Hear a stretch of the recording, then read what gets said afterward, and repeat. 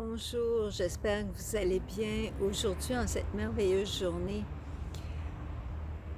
Je voulais vous faire un petit aperçu de mon réveil du matin. Ce matin, j'avais beaucoup d'énergie depuis les dernières journées, une énergie de conscience qui circule, qui nous permet d'être plus attentive à ce qui se passe dans les plans subtils, recevoir de l'information.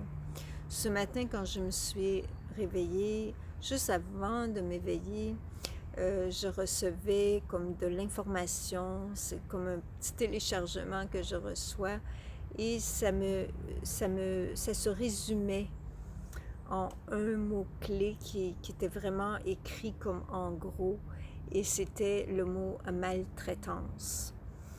Et avec le mot maltraitance, il y avait toute la situation actuelle que nous vivons. Et si on regarde la simple définition du mot maltraitance, c'est... alors, je vais aller chercher ça. La maltraitance se définit comme un mauvais traitement infligé à une personne que l'on traite avec mépris, indignité et violence, et qui implique un rapport de pouvoir et de domination sur l'autre, et la victime se retrouve souvent dépendante et sans défense. Alors c'était assez caractéristique du sentiment que j'avais pour notre collectivité en ce moment, ce que nous vivons, la maltraitance qui vient de notre gouvernement, qui nous donne une impression soudaine d'être indigne, d'être méprisé, puis d'être pas pris en compte. Alors c'est très fort parce que cela touche des blessures d'âme que nous avons tous à plus ou moins haut degré selon nos expériences personnelles de l'enfance, de notre vie. Et en particulier, 3 blessures ici: la blessure de l'injustice, la blessure d'âme de l'humiliation, et l'autre blessure d'âme, c'est de se sentir indigne, justement. La blessure d'humiliation, d'injustice, qui nous rend dépendants d'une situation où on se sent victime de ce qui se passe. Donc, les blessures de l'âme, ces 3 blessures d'âme qui comportent le rejet, l'humiliation et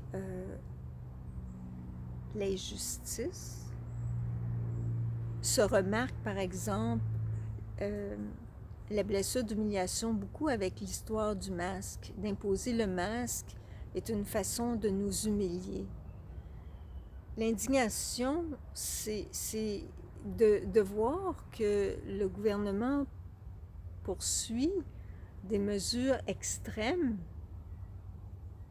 Pourtant, il n'y a pas de décès ou très peu. Alors, ça, ça nous rend dans une situation d'indignité, d'injustice.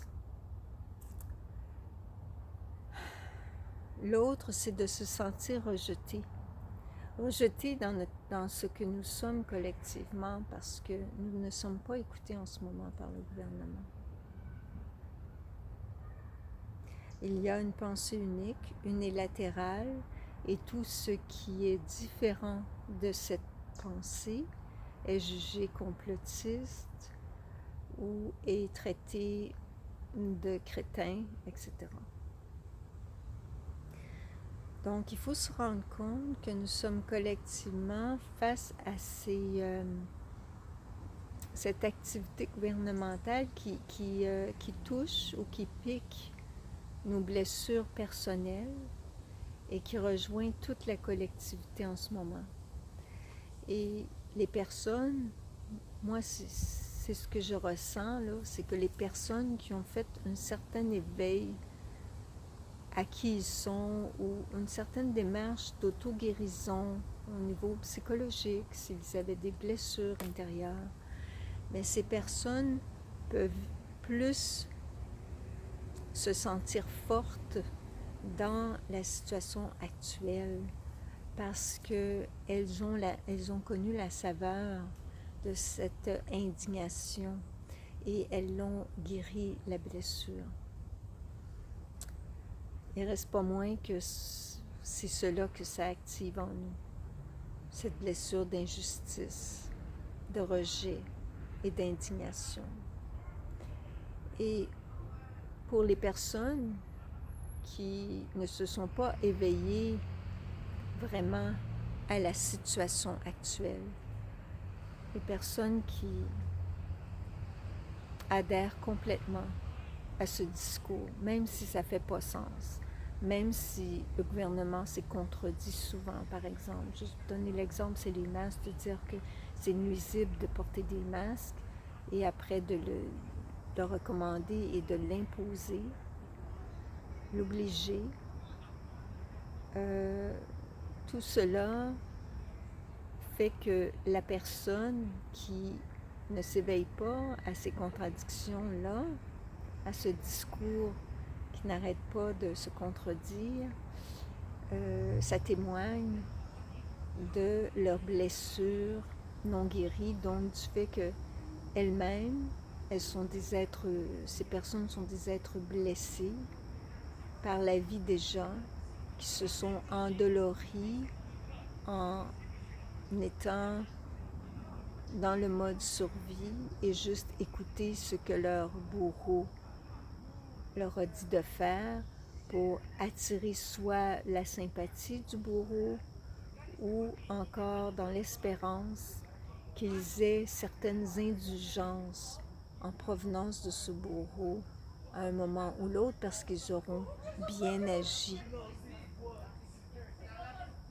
Donc, ça nous aide à avoir plus d'empathie pour ces personnes qui d'ailleurs souvent vont nous traiter de crétins parce qu'on n'a pas adhéré à la même manière de penser qu'eux. Donc, il faut rester dans notre paix, dans notre confiance que la vérité est toujours l'ultime référence. Et ça me rappelle une phrase biblique de Jésus qui dit « Vous savez interpréter les signes du ciel. Lorsqu'il y a des nuages, vous dites « il va pleuvoir ». Lorsqu'il y a du vent, vous dites qu'il va faire chaud.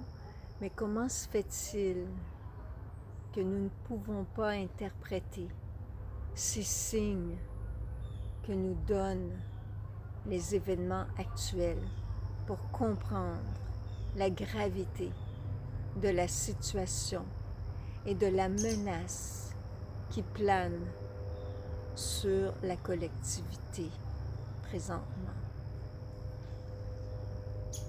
Alors, je nous souhaite de la divine protection, de la divine lumière sur cette situation afin que la vérité soit victoire. Bonne journée.